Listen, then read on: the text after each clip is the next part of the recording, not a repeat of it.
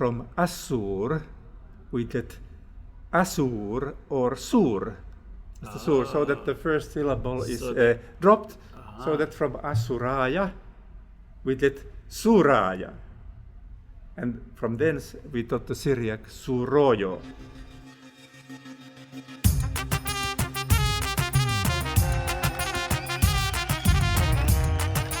Hi friends, and welcome to the 25th episode of the Assyrian podcast. My name is Steve, and as we begin this episode, I want you to go back with me to around the year 1960, when everybody is excited about this discovery called the Dead Sea Scrolls, and all these ancient biblical texts are being explored.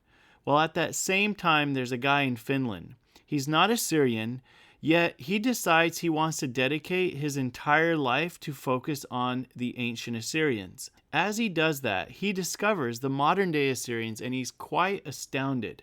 Around 60 years later, he wins a Lifetime Achievement Award at the Assyrian National Policy Conference in Washington, D.C., where I was fortunate enough to attend and sit down with this living legend, Dr. Simo Parpola.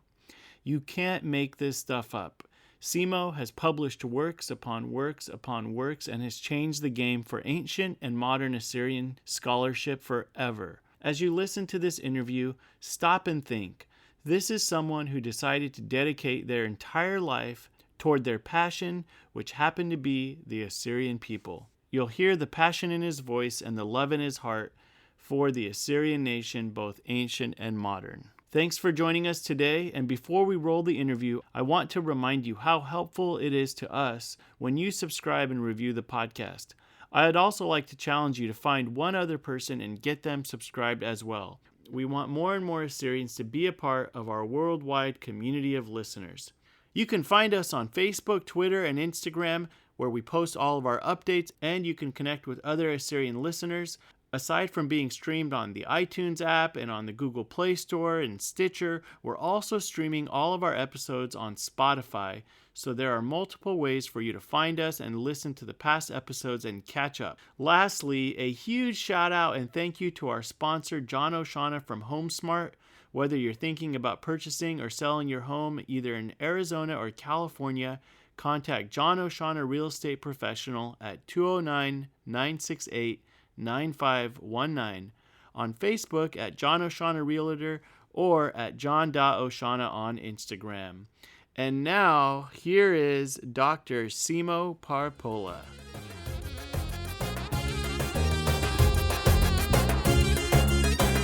Born and raised in Finland. Yes. And so at some point in your life, you dove into the Assyrian culture and heritage and history. What took you there? Yes. Well, I must begin by saying that I was not originally interested in the Assyrians at all.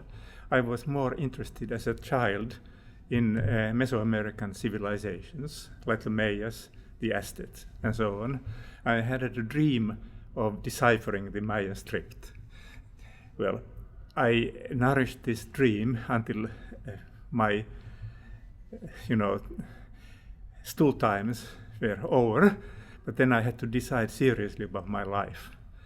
I realized that it wouldn't be possible for me to pursue Mesoamerican studies in Finland, really, because we had no chair for that, no place to study it there. I would have had to go right away to Germany, for instance, in order to do that. So I had a serious thought about what I'd like to do, because I was fascinated by history. And so I decided to do Assyriology, because we had a chair in Helsinki, and my own uncle happened to be the professor of Assyriology. I don't have any Assyrian ethnic background. But your uncle was a professor. Yes. Well, my uncle and my grandfather, who was a missionarian, had a passion for Assyriology, because he felt that Assyriological studies might help, to us to understand the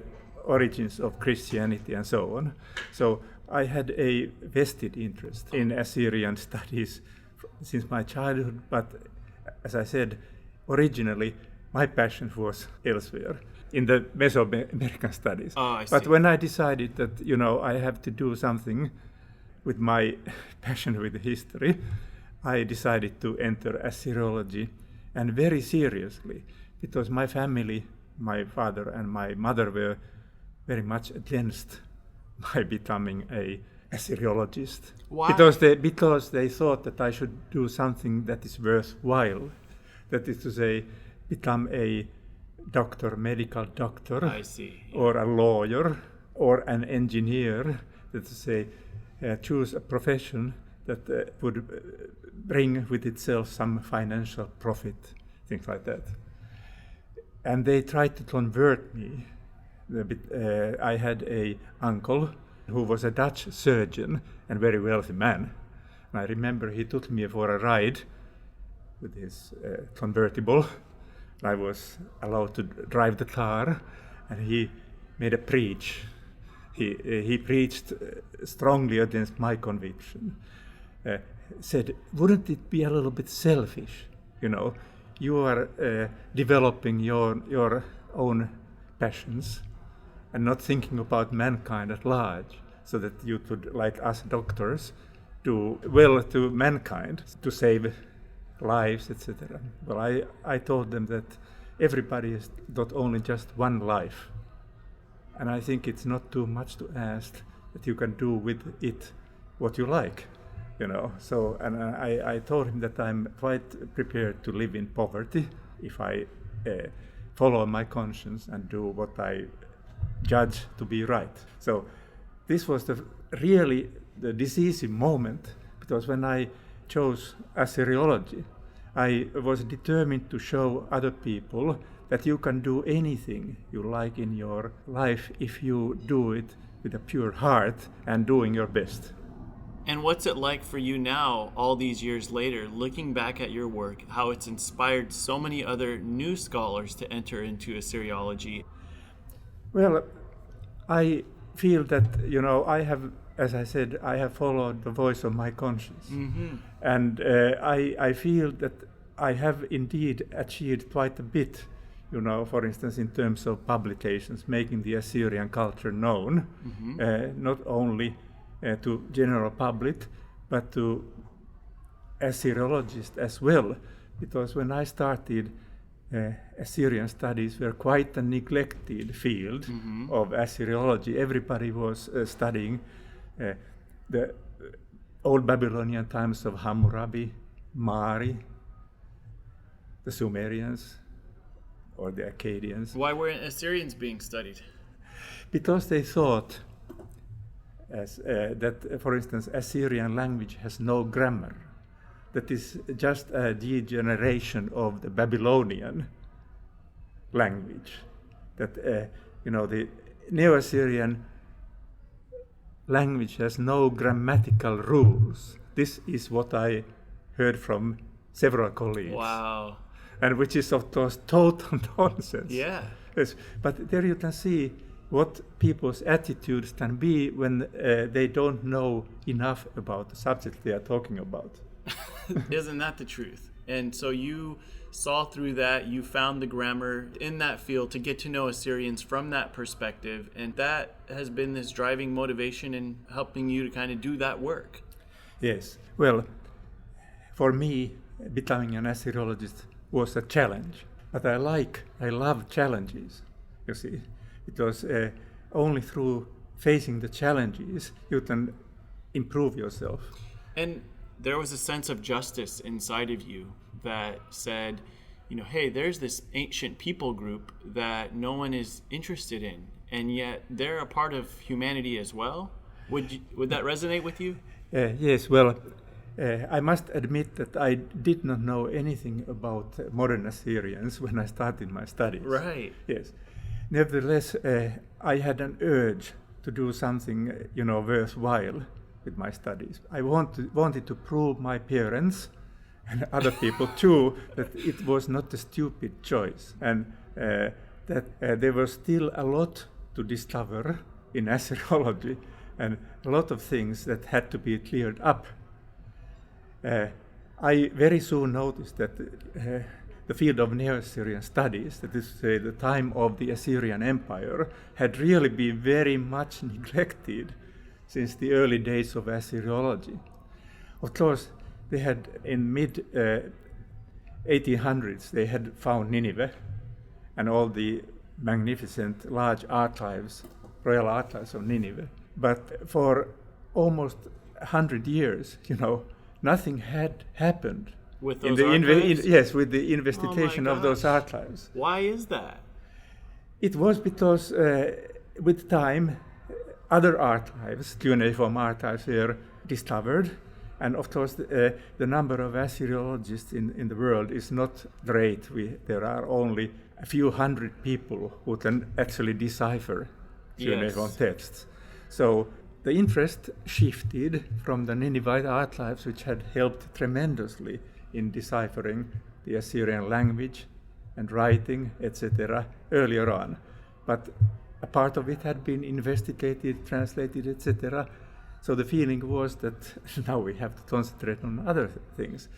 And of course, there were other reasons like the word wars, the two world wars, etc., which prevented, real scientific work all over.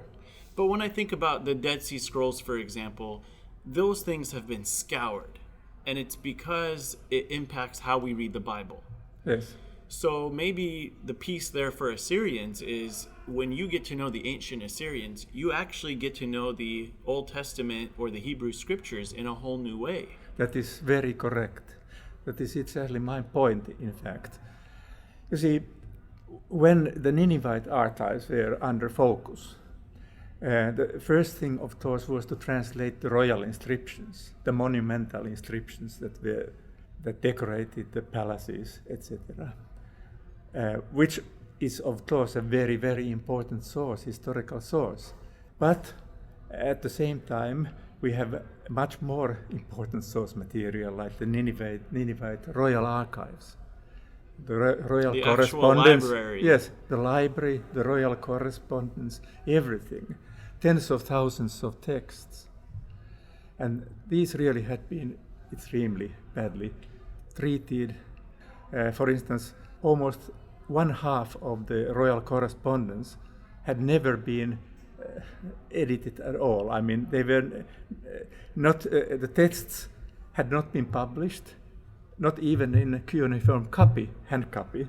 So they're just not to sitting speak there. of, they were just sitting there. Nobody had read them.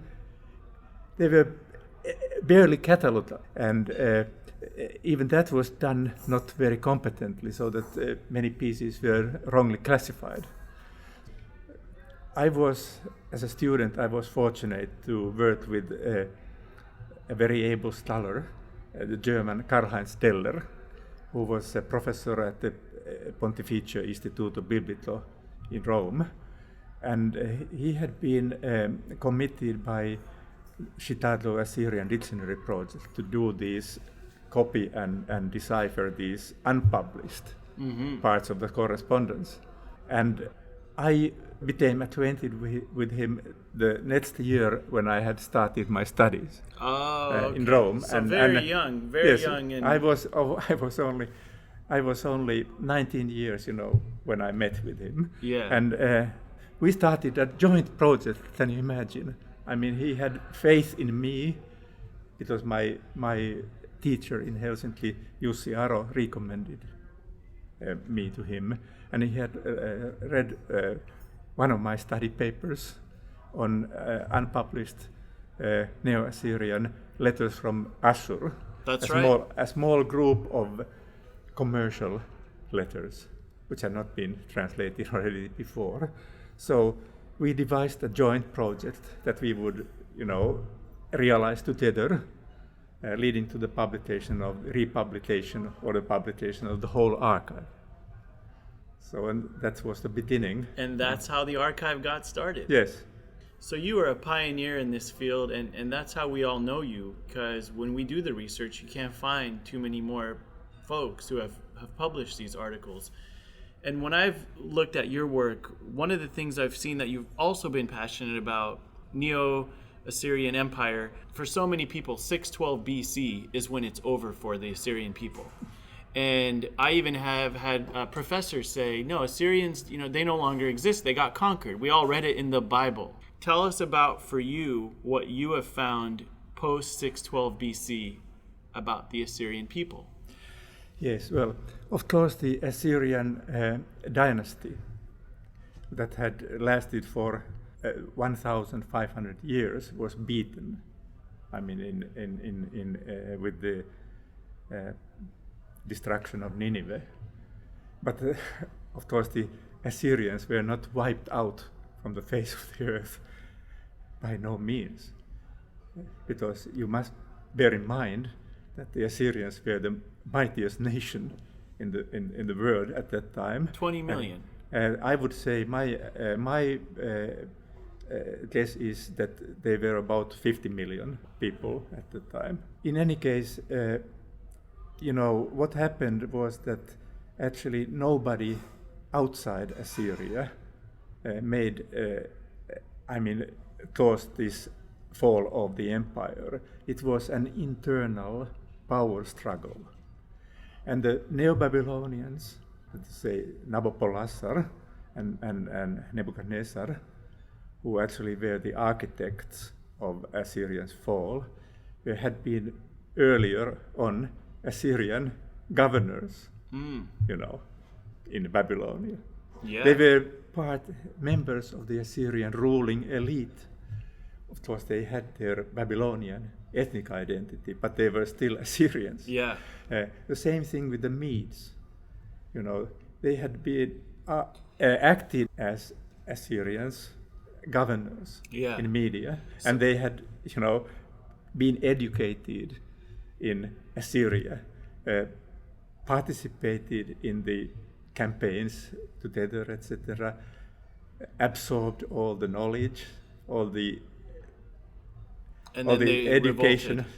Then they revolted because, of course, it was partially their ethnic background. They saw that this mighty empire was ruled by the ethnic Assyrians. They were conscious of their own ethnic background, of course. And of course, what you always do in situations that they ask themselves, why them, why not us? Yeah. So, please. Yeah, one thing I've always thought, though, is that what made Assyria mighty in the ancient world is that it was an ideology centered around the supreme god Atur. Now, that wasn't working for those people, for the Babylonians and the Medes. I wouldn't say so. They were not really interested in religion. They were interested in power. And what they did was just, annihilate the Assyrian ruling class as well as possible, as far as possible. They didn't succeed completely, not at all. But and grab power in their own hands. So you know that they divided the realm. And the western part went to the Babylonians, and the eastern part went to the Medes. Mm-hmm. But they couldn't have ruled those areas without the empire, let's say, its officials, its bureaucracy, its know-how, its civil servants, right. Its administrative system, etc., its ideology, that was the basis of Assyrian power, etc. So what they did was just adopt everything and apply it to your own needs. So modify it a little, give it a little bit of Babylonian decoration or medium to legitimize their own power in the eyes of their supporting forces. Yeah. And from that point on, everything went on as before. So so it was I see absolutely no real difference between the empires that followed after Assyria. They were still Assyria, and in fact, the contemporaries saw the thing exactly this way.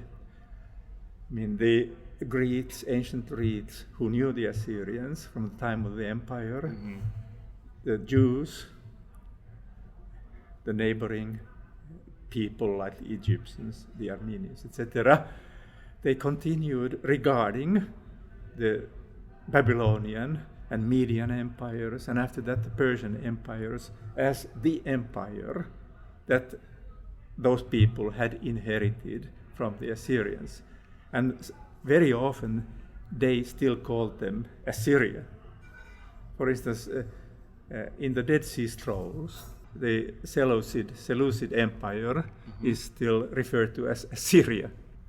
So there's a recognition that the path that was laid by the Assyrian people, even when other regimes took over, was still Assyrian. Yes, and you must bear in mind what happened after the fall of Rome, for instance. The East Roman Empire, was still Rome in the eyes of the Near Eastern people. And of course, the Roman Empire still lives on in the Western countries, Western political systems. For instance, the Romans took over their, imperial power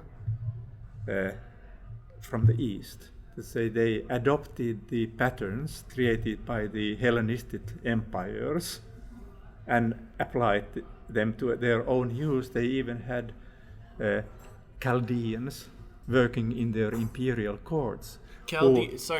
Chaldeans is the classical, that is a Greco-Roman term for court scholars. Okay. Yeah.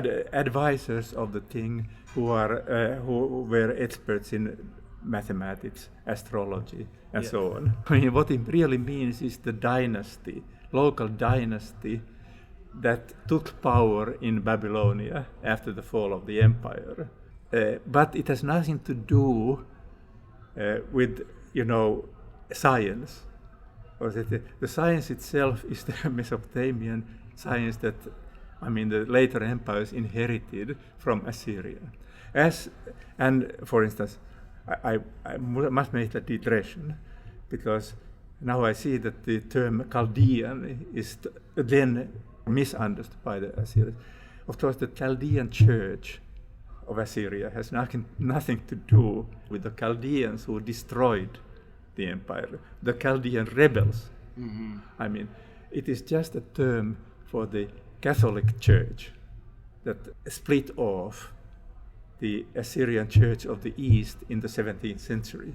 It's still a mystery to me why they chose that word. Because in that time, Chaldean was a term for the Aramean language. Got it. Yes. So since the Assyrians were speaking Aramaic, and still are, that term was used to denote this denomination that split off and became Catholic, to distinguish it from, give it a term within the Roman Catholic Church. This was the Aramaic branch of the Roman Catholic Church. So that actually raises another question for me, and you are the perfect person for this question. The word autor, what does that mean? Remind us, what does autor mean in the first place? Well, it means, we don't know what it means, but it was the name of the city and the name of the god, whose city it was, the main city of the god, main god of the city, from the earliest references to Ashur that we have in our cuneiform sources, that date back to about 2600 BC. Okay. So we don't know what the term means, but of course we know very well, what it referred to. It referred to the city god who was from the earliest times worshipped or associated with the mountain or the mountain ridge on which the city of Ashur had been founded. In that sense, it was a sort quite a bit similar to the god Yahweh, Lord of the Jews, who was also associated with the mountain in the Sinai Peninsula, and another well-known gods like the Greek gods who had their home on Mount Olympus. In any case, the city god was very closely associated with the city. Yep. And the ruler of that city got his legitimation from the Lord. Now, from the earliest times, Assyria was a merchant city. And because it was a merchant city, it profited from the trade from the Sumerian south to Anatolia, and it grew very rich on the road. And so after the fall of the Sumerian Empire, when Ashur had been a province of first of all the first Akkadian Empire and then the Ur-III Sumerian Empire, it became independent, and since it had a local dynasty for very long down, it got ambitious, very ambitious, and this led to the birth of the first Assyrian Empire of Shamshi-Adad, which dominated large parts of the ancient Near East. Anyhow, during the time when when Assyria first existed, and during the time of the first Assyrian Empire, this first phonological shift took place. That is to say, Ashur turned to Athur, as Assyria or Ashur is known in the earliest Aramaic sources. From Ashur we get Athur, a little change. And later on, about 1100 BC, we got another phonological change from Astur to Assur. So from Tha, you get S, Samech. And then during the Assyrian Empire, a third phonological change took place in this word. From Assur, we get Asur or Sur. The Sur, so that the first syllable is dropped, so that from Asuraya, we get Suraya. And from thence, we got the Syriac Suroyo. So all of these phonological shifts are simply coming from the same source. Yes. That is to say, it is the name of the god, supreme god of Assyrians, that appears in all these names.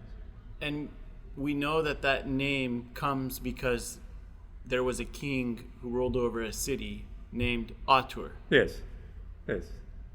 I think the Assyrian nation is so grateful for your work and all that you've done. Well, of course, I'm very happy if that is so, because as I said, I have dedicated my life to my passion, which I wanted to realize, and I wanted to really to achieve something of lasting value. And if this has been served you as a nation even, then how could I be more happy? Thinking back to being 18 or 16 or 17 years old, and when you went off to college, making that decision and having those family conversations, would you do anything differently? No. And I would say that, of course, the older I grow, the more, I am interested in what the younger people do. And I have been following the fortunes of the Assyrian people during all the time that I have been in this business. And I have felt great sorrow, for your people. But I have been, on the other hand, I have been extremely happy about this younger generation of Assyrians. Not forgetting the older ones, those who have also been awesome, I mean, in preserving Assyrian heritage. But this young generation is so smashing, really. In every respect, I have the highest regard for them. And I also hope, of course, very, very badly that they will follow their calling and change the fortunes of the Assyrian people, now that I hope it will become possible. And your work as a pioneer has changed everything for all of us. I mean, it really has. To be able to look at the work you've done, the archiving, the articles that you've written, and then to be able to reference those and build a case and try to build that case in truth. Yes, that's most important. And I can say you have been doing it extremely well. Look at, for instance, the Wikipedia articles on the Assyrians. There's a world of difference what was available before that. And you have grabbed on what I have done, and you have taken it much further, and you improved on it. And you retired a few years ago. Yes. What's life been like since you retired? Well, I must say, you mean life in Helsinki? Or my life? Your life. I have continued my research. Not so much on Assyrian matters now, but on a different subject. Of course, my interest in Assyrians continues, and I've been happy and proud that we have been able to publish many more books on the Assyrians, and I intend, offering young people opportunity to publish their dissertations on these things that are very important, since, as I said, the area is still very much open for further study. Yeah. And so I don't know how longer I myself will be able to do that, but I'm confident that and hopeful that other people will continue the work, and hopefully also the Assyrians will be, taking a larger part in it. Yeah. Once again, thank you so much for being on the Assyrian podcast. And one of the things I like to ask people as we close the podcast is, if you could say one thing to all Assyrians all around the world, what would you say to them? Well, I would say to them that you must unite, because everywhere, no matter to what denominations of Assyrians you belong, whether Syrians, Chaldeans, etc., you are being marginalized. Nobody listens to you except your own community. And the only way to get out of this situation is to unite your forces. After all, you are a big nation, still decimated, but still big and strong, even in the diaspora. And think about the Jews. The Jews are united, and they have achieved. What have they achieved? Yes. I don't see any reason why you couldn't achieve the same thing. Once you are united and combine your forces and your visions, your dreams will be realized. And I know we're going to close, but you made me think of something I have to say, which is your research has shown you that these people, even though their name has augmented, they're all one people. And now we're looking at a world where this name has caused us to go against each other in ways. Yes. And you're, especially as a academic, you're looking at the facts. Yes. Well, I can say that the name issue, of course, is important, because there are names that have associations with them. And these associations have a tendency to last for generations. Now, I think that there is no reason to forget about these names, because they are part of your history. They carry remembrance of all the sufferings that your people have undergone, because in the final analysis they were not adopted by you yourself, but they were largely the result of the Assyrians being subjugated, first of all to Greeks, for instance. There's no reason to abdicate that part of your history. we'll take that to heart. I mean, we all want to unite, and I think greater education will help. And I know that the younger generation, we're not as hostile. By the way, did you read the news items recently that there are also Muslim Assyrians? Yes, I've heard that. Yes. So, I think religion should play a smaller role in today in modern times than it did, because earlier on, still a generation ago, it was more like a dividing force than unifying. But the ancient Assyrian Empire, how many different religions did it have? It had huge, many different religions, but they were all part of the imperial religion, which had just one god. You know, all these other gods were accepted as his manifestations to mankind. The Assyrian god, Ashur, he was not in this world. He was outside. I mean, he was beyond our comprehension. He had created the world where he manifested in different forms, which were then worshipped as gods. But you see, the basis of the Assyrian religion is unity in multiplicity. Let's say there is just one God. The Assyrian king is pointing to the winged disc. You know, that's God. Just one God in a plurality of manifestations. So they were not mutually exclusive, but a song in the glory of God. Say that you can, perceive God in a myriad of different ways, but it's still the same God. And the Assyrian Empire itself was, unity in multiplicity, because it was composed of so many different ethnic elements. These different ethnic elements did not, exclude themselves. They could retain their ethnic identities if they wished. There was no repression against different ethnicities. But they were at the same time also Assyrians. These two things are not mutually exclusive. You can be a loyal Iraqi. You can be a loyal US citizen, but still be an Assyrian. Yeah. I can be an Assyrian, even though I am a Finn. I have two identities. They are not mutually exclusive. Yeah. They complement one another, and in that sense, I would say that the